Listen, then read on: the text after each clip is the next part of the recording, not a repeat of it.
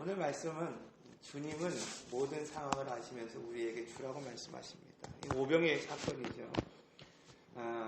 우리가 마태복음 13장에 걸쳐서 한 5번, 6번 정도 이렇게 말씀을 꾸준히 전했습니다. 비유를 가지고 말씀을 전했죠. 하나님 나라를 어떻게 살아가는가, 그 원리 원칙, 그것을 마태복음 5장에서 오늘 우리에게 말씀해 주셨다고 한다면, 이 마태복음 13장에서는 마지막 때를 오늘 우리가 어떻게 준비하고 어떻게 살아가야 될 것인가에 대한 비유로 오늘 우리에게 쉽게 설명해 주셨죠. 제일 먼저 중요한 게 뭐냐면 마음의 구조를 아는 것이 중요하다는 거예요. 마음의 구조를. 그래서 우리가 출애굽기를 공부를 할 때는 출애굽기는 오늘 우리의 겉의 모습을 봅니다. 그래서 내 겉의 모습을 어떻게 변화해 가는가에 대해서, 어떻게 내가 성화하고 영화되고 결국 지성소로 들어갈 수 있는 삶을 내가 살아가는가. 로마서는 내적인 문제를 다루고 있어요. 죄의 문제가 무엇이고, 죄로부터 버림받고 죄로부터 죽을 수밖에 없는 내가 내 내면이 어떻게 관리되고 내가 어떻게 해서 영적으로 내가 하나님의 거룩한 교회로 영화로운 삶을 살아갈 수 있는가. 마음의 구조를 담아내고 있죠. 그래서 오늘 우리가 출애굽기와 로마서를 같이 공부하고 같이 이렇게 이해를 해나가면 내 외적인 삶과 내가 내적인 어떤 그런 모습 속에서 내가 어떻게 하나님의 나라를 살아갈 수 있는가를 알 수 있죠. 그래서 이 좋은 밭에 관한 씨 뿌리는 자에 대한 비유를 통해서 오늘 우리의 마음의 구조가 어떻게 돼야지 열매를 맺고 살아갈 수 있는 삶을 살아갈 수 있는가, 이렇게 말씀하고 있잖아요. 그래서 나머지 비유를 통해서 오늘 우리가 합당한 삶을 살아갈 수 있어야 된다. 마지막으로 그물 비유를 통해서 이렇게 말하죠. 참여할 수 있지만 합당한 삶을 살아가는 것은 다르다는 거예요. 그러니까 누구든지 참여할 수 있습니다. 누구든지 함께 할 수 있습니다. 그러나 더 중요한 건 뭐냐면 합당한 삶을 살아가는 거예요. 그래서 전에 그런 말씀을 드렸잖아요. 교회가 한 생명을 살리는 것도 중요하고 세우는 것도 중요하지만 먼저 뭐 해야 됩니까? 사랑해야 되고, 먼저 화목해야 되고, 먼저 이웃을 돕는 삶을 살아야 된다. 그래서 교회는 결과적으로 내가 지금 어떤 건물을 지었느냐, 내가 어떤 사람을 도왔느냐, 어떤 일을 했느냐, 어떻게 나누었느냐, 이것이 중요한 것이 아니라 그것을 통하여 오늘 우리가 어떤 모습이 드러났느냐가 중요하다는 거예요. 그러니까 오늘 우리 교회가 가끔 그럴 때 있잖아요. 큰 교회들이 이렇게 이웃들을 위해서 섬기고 나눔을 할 때가 있죠. 그래서 쌀을 100가마 이렇게 보냈습니다. 이런 것도 중요하죠. 실제적으로 나눌 수 있는 것이 중요하죠. 그런데 그 과정이 어땠냐가 중요한 거죠. 과정이 정말 사랑하는 마음으로 보냈느냐, 아니면 그냥 형식적으로 보냈느냐. 물론 그런 교회는 없겠지만 그런 모습들이 오늘 우리에게 중요하다는 거죠. 이것이 교회를 세워가는 모습이다, 이렇게 말씀하고 있어요. 둘째로 합당한 삶을 살기 위해서 무엇이 중요하냐, 세상의 방식을 버려야 된다는 거죠. 다니엘과 요셉이 훌륭한 믿음을 가질 수 있었던 것이 뭐냐, 세상의 방식을 버릴 수 있었기 때문이다, 이렇게 말씀합니다. 자, 오늘 본문은 마태복음 14장에서 16장, 이 제자들이 하나님의 나라를 살아갈 수 있도록 이제 훈련하는 그런 내용을 담고 있습니다. 크게 5가지의 내용을 담아내고 있습니다.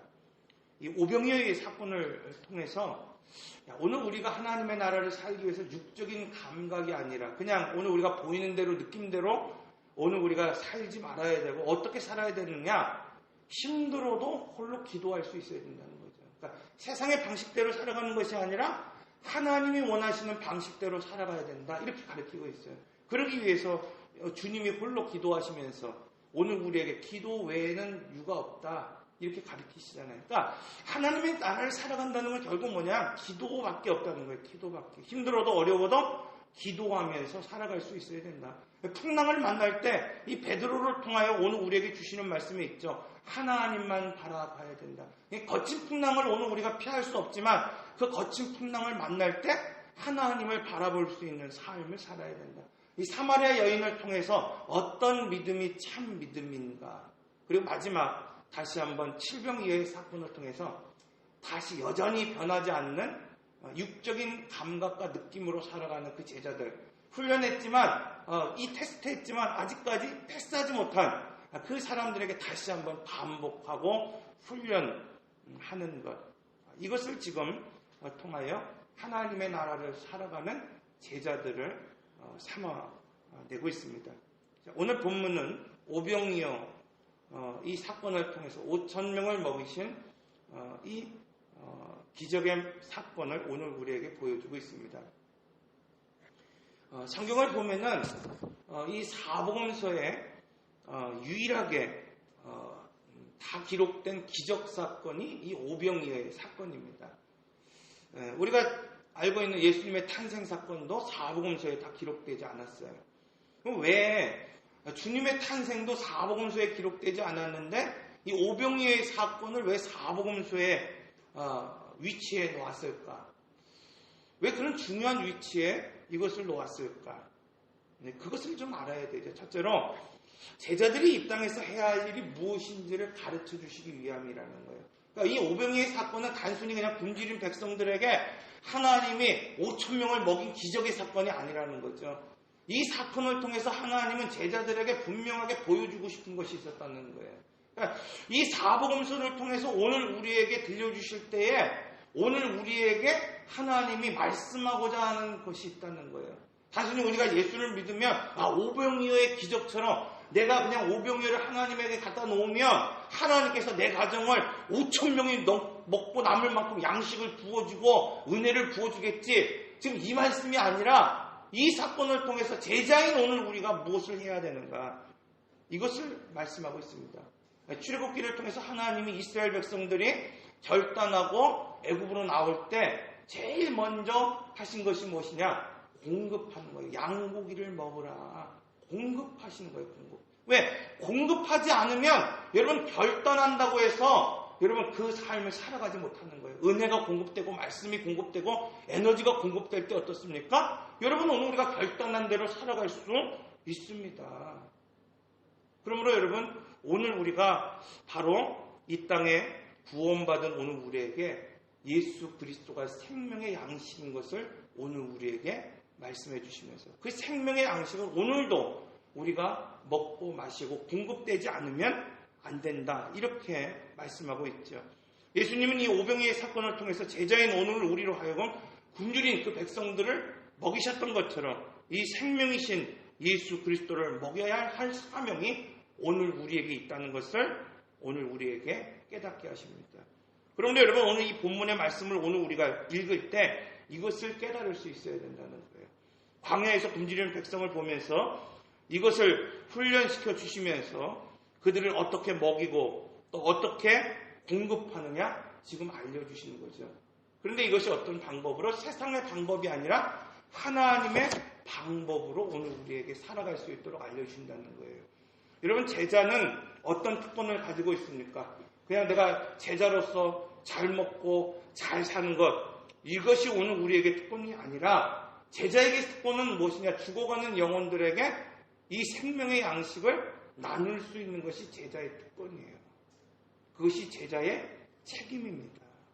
오늘날 성도가 궁핍하고 초라한 것, 여러분 그 이유가 무엇입니까?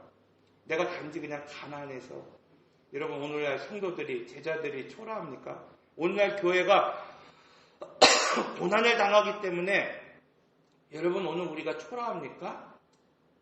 여러분 오늘 성도가 초라한 이유는 거기에 있는 것이 아니죠. 이 카타콤의 이 성도들을 보십시오. 그 어느 때보다도 굶주렸고 가난했고 고난당했지 않습니까? 그러나 역사상 그들만큼 신실한 성도들이 없었던 것을 오늘 우리는 볼 수 있습니다. 이처럼 여러분 성도가 지금 궁핍하고 성도가 초라한 이유는 무엇이냐면 생명의 양식을 나누는 전도자가 없을 때, 생명의 양식을 나누는 이 제자들이 없을 때 오늘 우리는 궁핍할 수밖에 없고 오늘 우리는 초라할 수밖에 없는 거예요. 여러분, 아무리 교회가 화려한 옷을 입고 있고 목사가 아무리 화려한 옷을 입고 오늘 우리 성도가 아무리 화려한 인생을 살아간다 할지라도 오늘 우리가 이 복음의 사명을 생명의 양식을 나누는 삶을 지금 살지 못한다고 한다면 여러분, 그것은 하나님 보시기에 가장 초라한 인생일 수밖에 없습니다. 그렇기 때문에 로마서에서는 오늘 우리에게 분명하게 말씀하고 있지 않습니까? 하나님의 아들이 생명의 양식을 전하지 않고 하나님의 아들이 이 세상에 이 생명의 양식을 나누지 않을 때 만물이 한탄한다는 거예요. 하나님의 아들이 이 땅에서 그 풍성함을 나누고 그 풍성한 그 은혜를 나누기를 고대하고 기다리고 있는데 하나님의 아들들이 세워지지 않을 때 만물이 한탄한다. 여러분, 이 아들들의 사명이 그리스도의 풍성함을 먼저 보고 알고 나누는 일입니다. 그래서 에베소서는 그렇게 말씀하고 있잖아요. 여러분, 오늘 우리가 하나님의 풍성함을 보고 그 능력의 위대함을 깨달을 수 있어야 된다. 오늘 본문은 둘째로 그러므로 가지고 있는 것이 많다고 나누는 것이 아니라 이렇게 말씀하고 있어요. 주님은 모든 상황을 아시면서 지금 뭐라고 말씀하고 있습니까? 나누어 주어라 이렇게 말씀하고 있어요. 여러분, 가진 것이 작다고 나누지 못하는 사람들이 있죠. 손 안에 것만 바라보고 움켜쥐고 있는 사람들이 있습니다. 가끔 신방을 가다가 보면 애기들이 이렇게 같이 신방할 때가 있잖아요. 그 아이들이 어떻습니까? 어린 아이들의 특징이 보면은 자기 걸 이렇게 움켜쥐고 있는 것을 볼 수 있잖아요. 움켜져요. 막 먹을 게 많아도 움켜져요. 막 움켜쥐는 거예요. 그래서 여러분, 어린아이의 특징이죠. 손에 내 것을 바라보면서 움켜쥐는 삶. 여러분, 영원히 그 손 안에 진 것만큼밖에 살아가지 못합니다. 주님은 오늘 우리에게 생선 더미를 쌓아놓고 이것을 나눠주어라. 지금 떡을 한 무더기 쌓아놓고 야, 이거 나눠줘라. 여러분, 지금 이렇게 말씀하고 있는 것이 아니에요. 주님은 오늘 우리 안에 손이 아니라 오늘 우리 안에 있는 풍성함을 볼 수 있어야 된다. 이렇게 말씀하고 있죠. 여러분, 하나님은 오늘 우리 안에 풍성한 은혜를 공급해 주셨고 그것을 볼 수 있는 눈을 뜨라고 오늘 우리에게 말씀하고 있어요. 그래서 에베소 18장 이하의 내용을 자세히 오늘 우리가 읽어보면 오늘 우리가 사명이 무엇인지를 볼 수 있어야 되고 오늘 우리 안에 있는 풍성함이 무엇인지를 깨달아야 되고 오늘 우리 안에 있는 그 역사하시는 힘의 위력이 얼마나 대단한지를 알 수 있을 때 만물을 세우고 교회를 세울 수 있다. 이렇게 말씀하고 있지 않습니까? 제가 안경을 끼는데 이게 다토점 렌즈라고 그랬잖아요. 지난번에. 이것도 며칠 훈련해야 되더라고요. 며칠 훈련해야 돼요. 가끔 이렇게 사람 많은 데서 이렇게 하잖아요. 그러면 어질어질해요.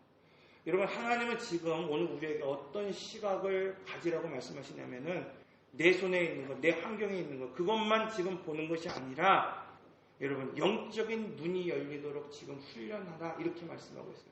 여러분, 육적인 눈을 하나 이렇게 그냥 교정하고 마치고 그냥 보는 데에도 한 일주일 이상의 훈련이 진행이 돼야 돼요. 여러분, 오늘 세상의 방식대로 살아가는 사람들이 영적인 눈을 뜨기 위해서 얼마만큼의 많은 시간을 훈련해야 됩니까? 오늘 본문은 사람들은 주님의 일을 계산하려 한다. 이렇게 말씀하고 있어요. 세상의 방법대로 무엇인가를 해결한다. 마치 빌립이 각 사람을 먹일 때 200데나리온의 돈이 필요하다고 여겼던 것처럼 오늘 많은 사람들이 주님의 일을 자기 손만 바라보면서 혹은 자기의 계산 안에서 그것을 해결하려 할 때가 참 많이 있다는 겁니다. 여러분, 그러나 믿음은 계산이 아니라는 거예요. 계산으로 되어지는 것이 아니래요. 작은 헌신이 기적을 만들었듯이 하나님의 일은 지금 작지만 오늘 우리 눈에 보기에는 손 안에 있는 것이지만 중요한 건 그것으로 시작될 때 하나님이 오늘 우리를 통하여 역사하신다는 겁니다. 비록 오늘 우리의 모습은 적을지 몰라요. 작을지 몰라요. 초라할지 몰라요.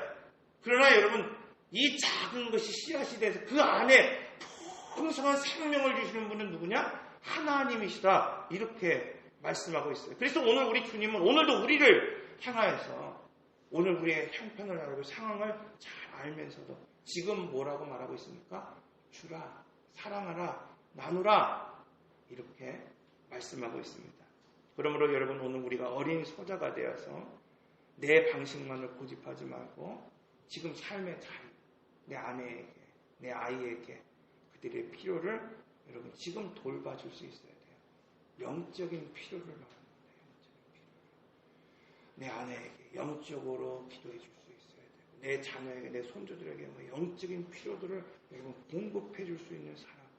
오늘 이웃들에게 여러분 오늘 우리가 작은 초라한 오늘 우리의 모습일지라도 하나님 오늘 우리에게 소명을 주셨고 오늘 우리 각자에게 사명을 주셨고 그것이 오늘 우리에게 보이기에는 크든 작든 그것이 중요한 것이 아니라는 거예요.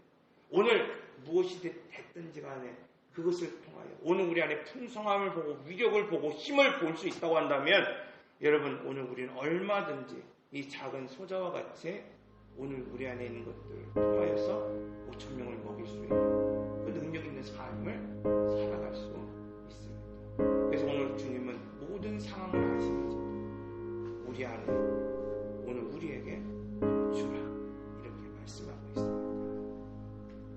오늘 이 시간 우리 잠시 기도하겠습니다. 인내하신 곳에 주여 내 말 들으사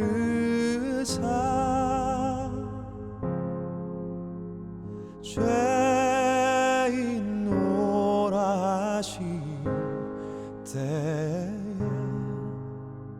날 부르소